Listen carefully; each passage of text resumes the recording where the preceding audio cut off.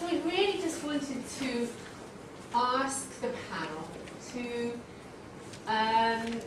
reflect very briefly, 3 minutes maximum, on what the impact of the day has been on them, what they're taking away from this event, even if it is a sea of confusion. That's impact.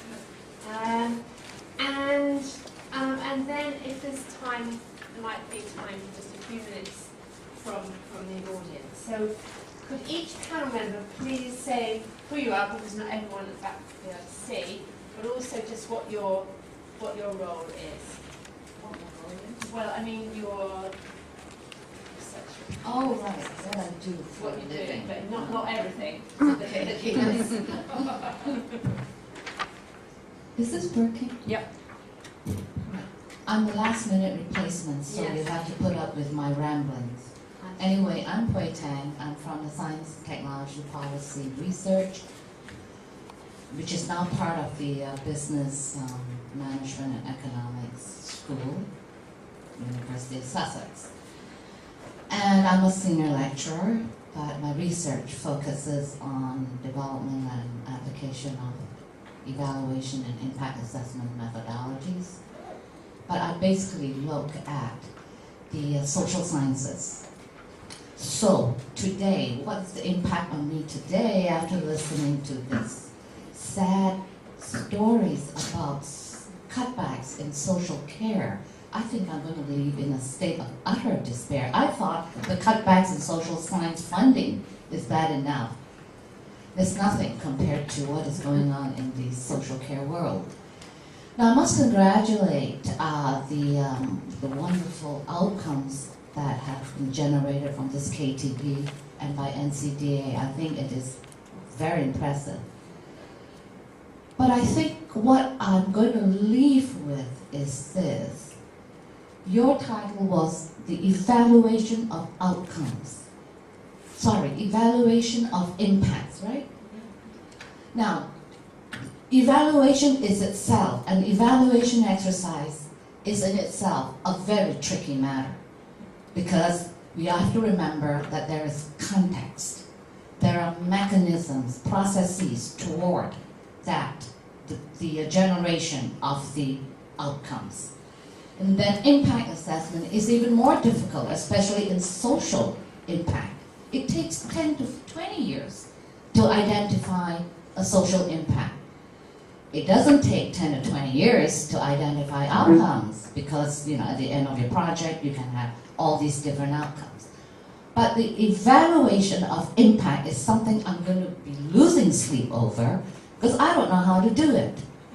And I've been spending the last 10 years doing assessment and impact assessment. So you have posed a challenge on how to evaluate impacts. Social or economic impact. Social is difficult. Economic impacts might be easier because there are numbers attached to them. So, and with that, I'll. Thank you. Thank you very you. much, Hui. And I should say that actually most of the panel are replacements. So, and Hui, who stepped in, very graciously at the last minute. So thank you. Thank you, Hui. You were the first person there. And when you said where you were from, that's commonly known as in the university as Sprue. Yes, correct. Okay. Rachel. Right. So I'm Rachel Philpott from NCDA, and I'm going to be careful about what I say I've taken away today, because my boss is here and she can hold me to it. So I thought today's been really interesting, and I was at the Welfare to Work conference last week, so my head is spinning a little bit because I also took away quite a lot from that. I really liked Kieran's storytelling with the framework idea, and I think it's something that Andy has probably been doing for the last 3 years, but it's something that we could do in Welfare to Work quite easily and could be quite powerful. I also took away the fact that we don't need to evaluate every service user. But perhaps, pick and choose or take a representative sample, focus in a bit, so I quite like that. I also have been thinking about the motivations for why we do evaluation and who the audience is. And evaluation for our own purposes, so that we know we're doing a good job, or whether it's for the community who we have to report to, or whether it's for funders. And actually, a lot of evaluation, certainly in my projects, is for funders. And is that the right way around? I'm not sure.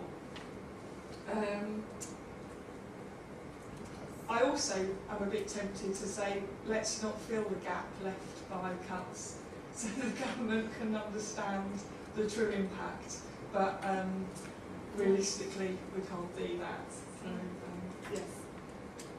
So I think that's it from me. Really helpful, Rachel, and what a fantasy. Let's not fill the gap left by the cuts and see what happens. I'd get the sack, though. You've got a very creative boss. But I'm not sure she's that creative. or a risk taker. And it's interesting, sorry, I'm just going to make that point about risk, that whoever made it earlier, wasn't it? It's about risk. That really, you know, if we're going to step away from some of these expectations, it's about the risk that we're prepared to take. And that you've raised that question. Yes, Sheila, who's come in at the very last minute. My name is Sheila O'Sullivan. I'm what's called a health improvement specialist working in public health. So for some of you, sort of the old sort of health promotion. My role is a balance of working with partners, providing advice and guidance. I think that, you know, we do co-produce, that's the term we might do, but we work with partners together on how, you know, partners and us might respond to sort of needs, particularly where we're trying to achieve health improvement outcomes. And we also, the team that I work with, do some commissioning. So we are commissioners of health improvement services as well. I think the few just very quick reflections for me. I am, as I think maybe many of you are, a Guardian reader. You know, I'm sort of suffering with information overload. I don't read it as regularly as I used to, and I think I've got to be. I want to go away and read it more, because I thought, you know, the presentation from David Brindle was absolutely excellent, and I really felt it set the scene, and it just was very stark for what is happening in our society today. That, you know, I hope that I'm not sleepwalking into the future, but I think it was maybe even a wake-up call for me.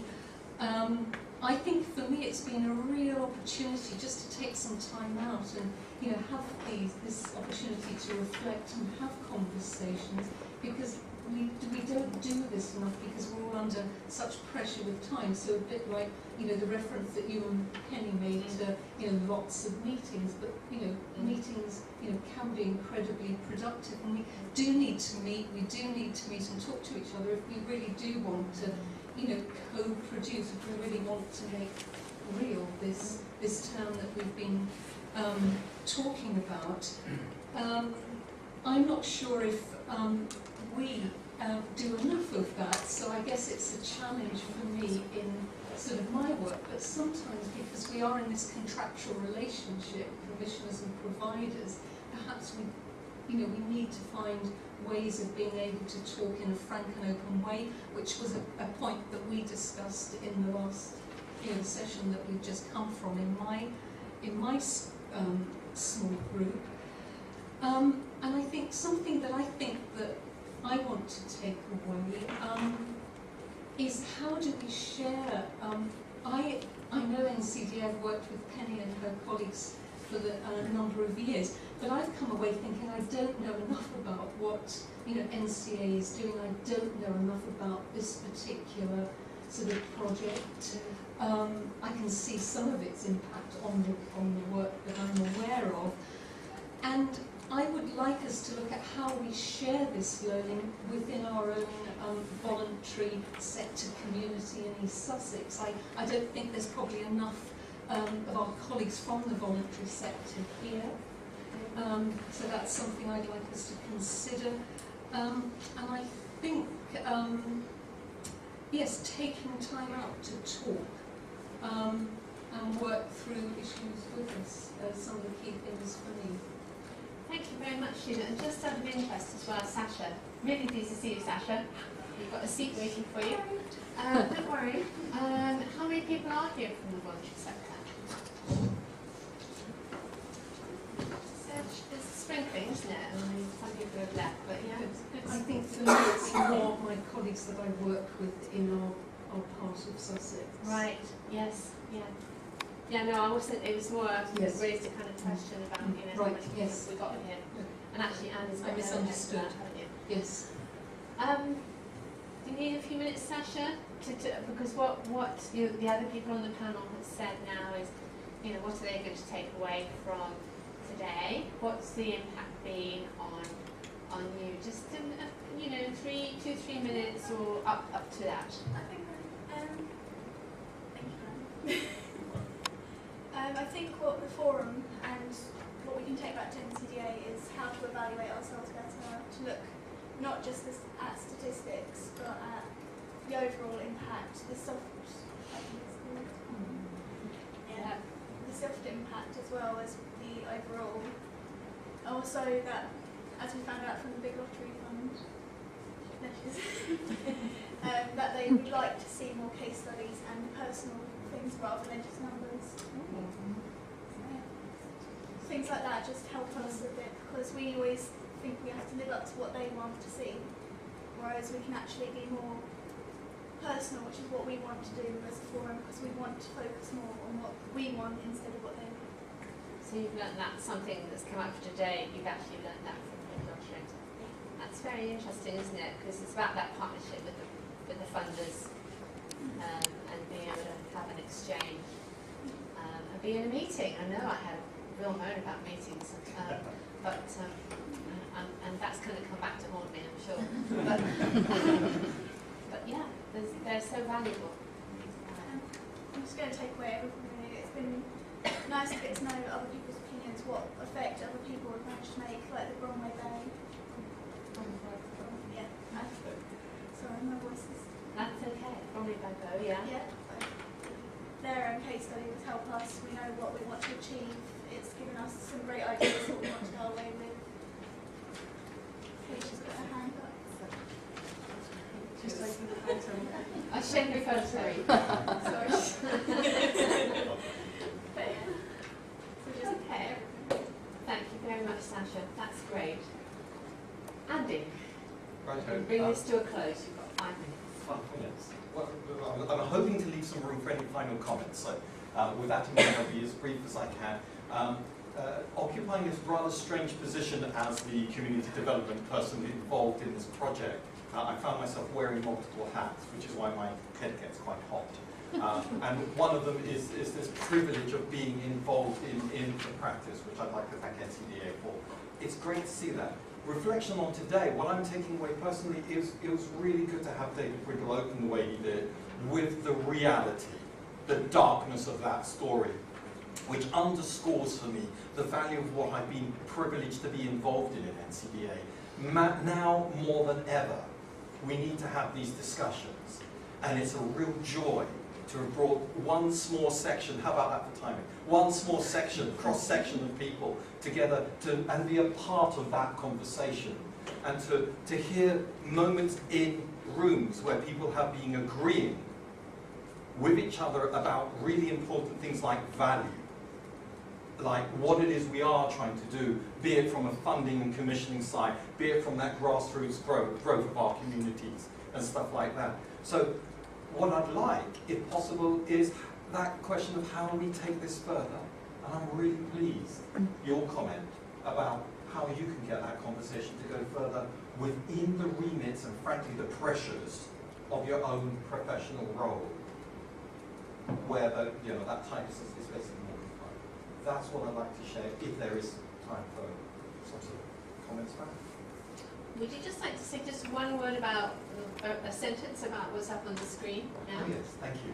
Okay, what we have up there are a series of graphic representations of it's a snapshot, if you like, of the conversations that you have been involved in, capably and wonderfully put together by 3 volunteers from the kind of doctoral course within the social work department. Thank you guys for being involved in that. Which hopefully gives a bit of a flavour and it's no more than a flavour of those conversations. The way these things work is, if a phrase or word is said multiple times, it's made larger in this picture. If it's said less, then it still appears. And this is simply a snapshot from about 3 or 4 days ago of the proportions of people who've come into this space. Noticeably, the people that we didn't manage to engage with as much as we like are funders, not to be confused with commissioners. And thank you for those of you from the funding background for making that step and joining us in this area of discomfort, which hopefully comes to a better way of working together.